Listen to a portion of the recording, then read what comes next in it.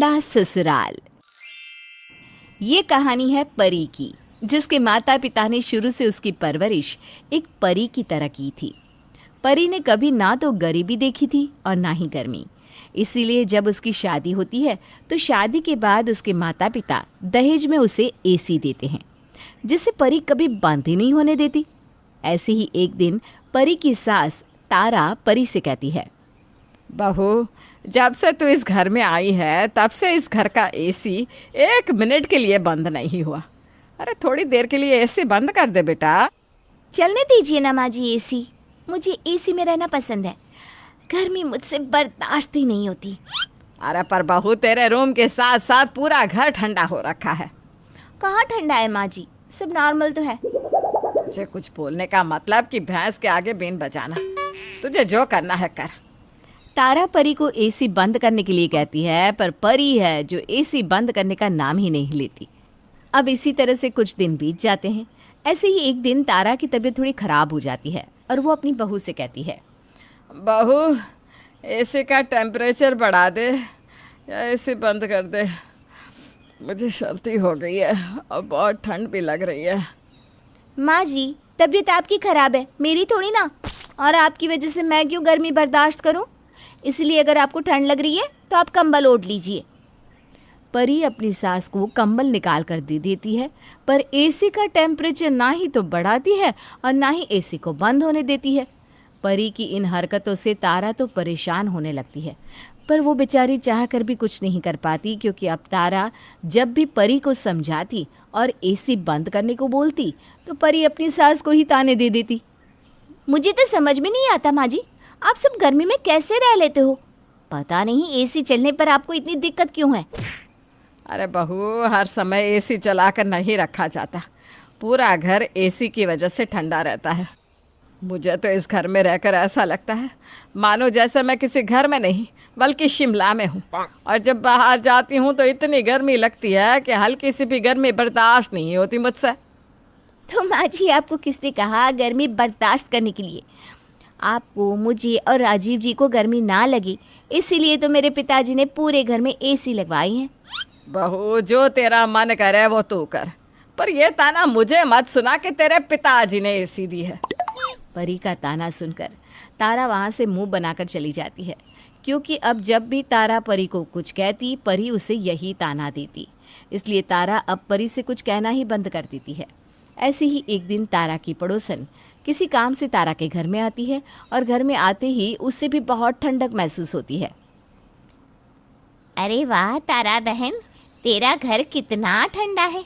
तेरे घर में आकर तो ऐसा लग रहा है कि जैसे मैं किसी बर्फ की वादियों में आ गई हूँ। क्यों आंटी जी, अच्छे लग रहा है ना?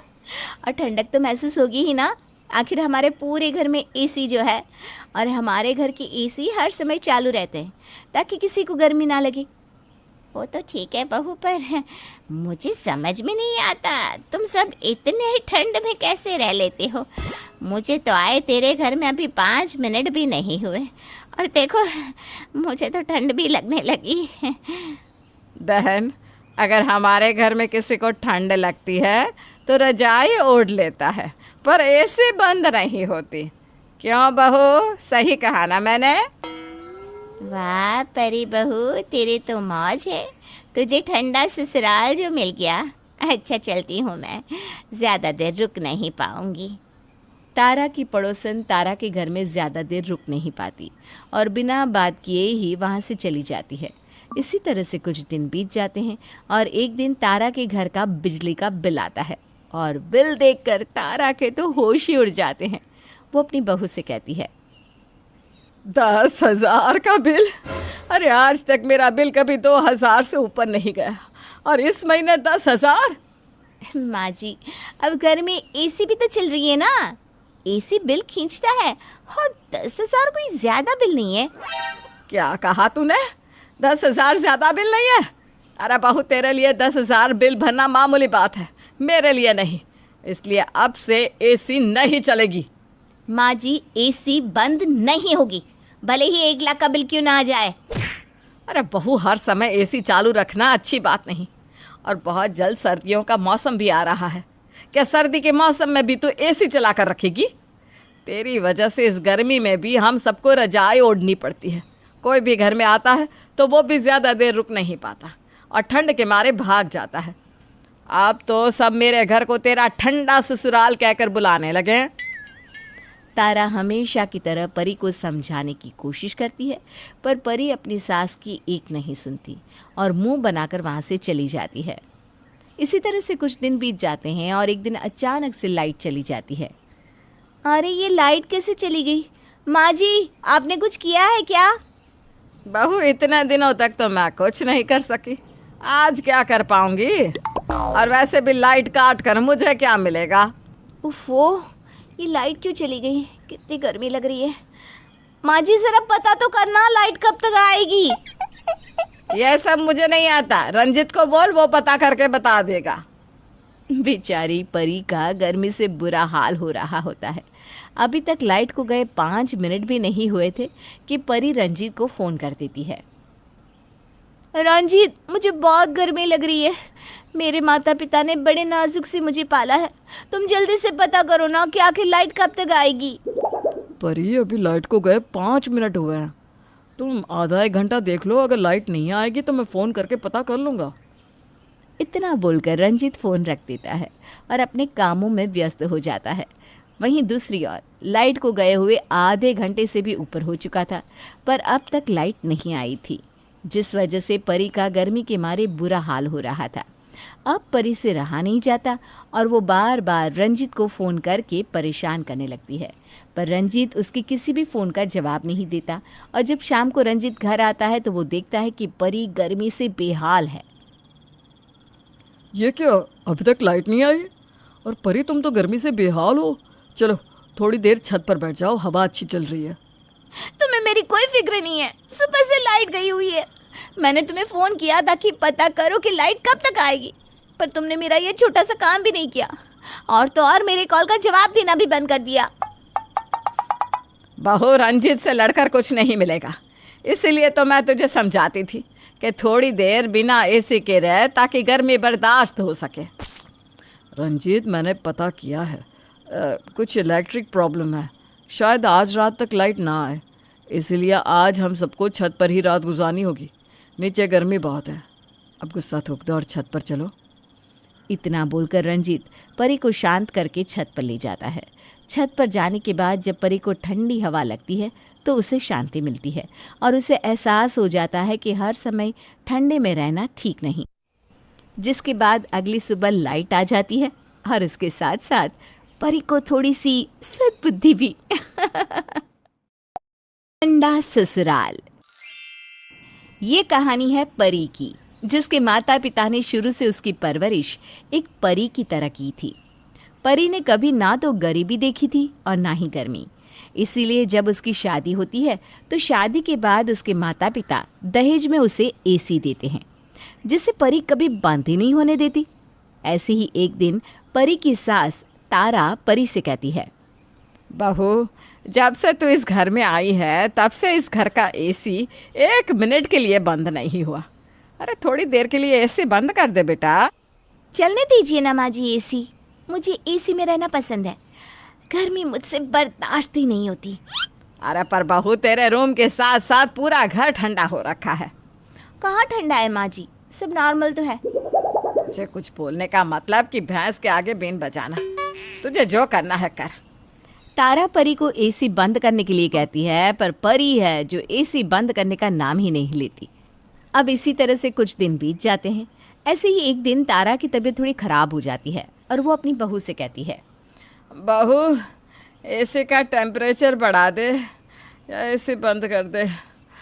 मुझे सर्दी हो गई है और बहुत ठंड भी लग रही है। माँ जी, तबीयत आपकी ख़राब है, मेरी थोड़ी ना। और आपकी वजह से मैं क्यों गर्मी बर्दाश्त करूँ? इसलिए अगर आपको ठंड लग रही है तो आप कंबल ओढ़ लीजिए। परी अपनी सास को कंबल निकाल कर दे देती है, पर एसी का टेम्परेचर ना ही तो बढ़ाती है और ना ही एसी को बंद होने देती है। परी की इन हरकतों से तारा तो परेशान होने लगती है, पर वो बेचारी चाह कर भी कुछ नहीं कर पाती, क्योंकि अब तारा जब भी परी को समझाती और एसी बंद करने को बोलती तो परी अपनी सास को ही ताने दे देती। मुझे तो समझ में नहीं आता माँ जी, आप सब गर्मी में कैसे रह लेते हो? पता नहीं एसी चलने पर आपको इतनी दिक्कत क्यों है। अरे बहू, हर समय एसी चलाकर नहीं रखा जाता। पूरा घर एसी की वजह से ठंडा रहता है। मुझे तो इस घर में रहकर ऐसा लगता है मानो जैसे मैं किसी घर में नहीं बल्कि शिमला में हूँ। और जब बाहर जाती हूँ तो इतनी गर्मी लगती है कि हल्की सी भी गर्मी बर्दाश्त नहीं होती मुझसे। तो माँ जी, आपको किसने कहा गर्मी बर्दाश्त करने के लिए? आपको, मुझे और राजीव जी को गर्मी ना लगी, इसीलिए तो मेरे पिताजी ने पूरे घर में एसी लगवाई है। बहू, जो तेरा मन करे वो तू कर, पर ये ताना मुझे मत सुना कि तेरे पिताजी ने एसी दी है। परी का ताना सुनकर तारा वहाँ से मुंह बनाकर चली जाती है, क्योंकि अब जब भी तारा परी को कुछ कहती, परी उसे यही ताना देती। इसलिए तारा अब परी से कुछ कहना ही बंद कर देती है। ऐसे ही एक दिन तारा की पड़ोसन किसी काम से तारा के घर में आती है और घर में आते ही उससे भी बहुत ठंडक महसूस होती है। अरे वाह तारा बहन, तेरा घर कितना ठंडा है। तेरे घर में आकर तो ऐसा लग रहा है कि जैसे मैं किसी बर्फ की वादियों में आ गई हूँ। क्यों आंटी जी, अच्छे लग रहा है ना? और ठंडक तो महसूस होगी ही ना, आखिर हमारे पूरे घर में एसी जो है, और हमारे घर की एसी हर समय चालू रहते हैं ताकि किसी को गर्मी ना लगे। वो तो ठीक है बहू, पर मुझे समझ में नहीं आता तुम सब इतने ठंड में कैसे रह लेते हो। मुझे तो आए तेरे घर में अभी 5 मिनट भी नहीं हुए और देखो मुझे तो ठंड भी लगने लगी। बहन, अगर हमारे घर में किसी को ठंड लगती है तो रजाई ओढ़ लेता है, पर एसी बंद नहीं होती। क्यों बहू, सही कहा ना मैंने? वाह परी बहू, तेरे तो मौज है, तुझे ठंडा ससुराल जो मिल गया। अच्छा चलती हूँ मैं, ज़्यादा देर रुक नहीं पाऊँगी। तारा की पड़ोसन तारा के घर में ज़्यादा देर रुक नहीं पाती और बिना बात किए ही वहाँ से चली जाती है। इसी तरह से कुछ दिन बीत जाते हैं और एक दिन तारा के घर का बिजली का बिल आता है और बिल देखकर तारा के तो होश ही उड़ जाते हैं।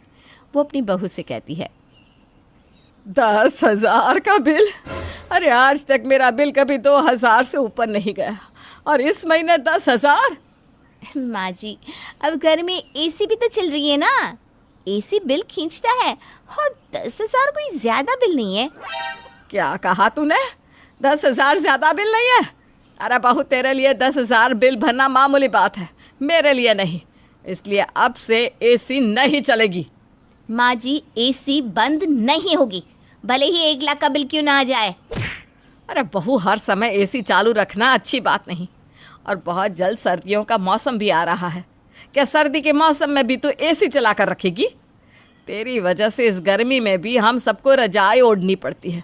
कोई भी घर में आता है तो वो भी ज़्यादा देर रुक नहीं पाता और ठंड के मारे भाग जाता है। अब तो सब मेरे घर को तेरा ठंडा ससुराल कहकर बुलाने लगे हैं।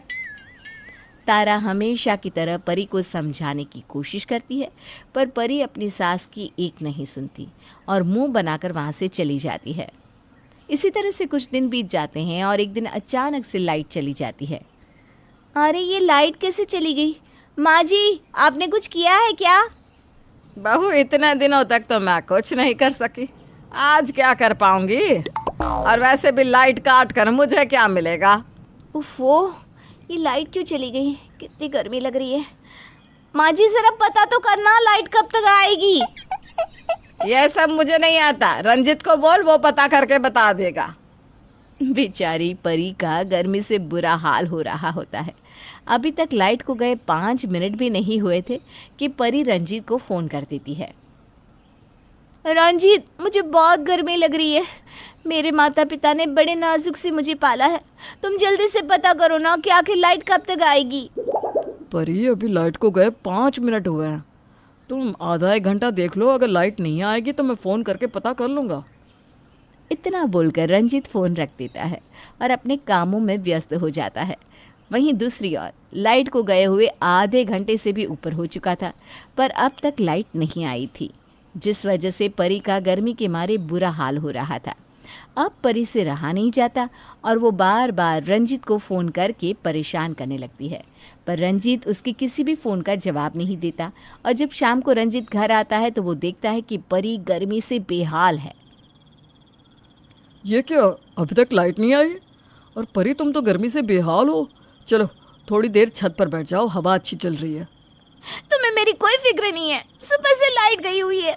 मैंने तुम्हें फोन किया था कि पता करो कि लाइट कब तक आएगी, पर तुमने मेरा ये छोटा सा काम भी नहीं किया, और तो और मेरे कॉल का जवाब देना भी बंद कर दिया। बहू, रंजीत से लड़कर कुछ नहीं मिलेगा, इसीलिए तो मैं तुझे समझाती थी कि थोड़ी देर बिना एसी के रह ताकि गर्मी बर्दाश्त हो सके। रंजीत, मैंने पता किया है, कुछ इलेक्ट्रिक प्रॉब्लम है, शायद आज रात तक लाइट ना आए, इसीलिए आज हम सबको छत पर ही रात गुजारनी होगी। नीचे गर्मी बहुत है, अब गुस्सा थूक दो और छत पर चलो।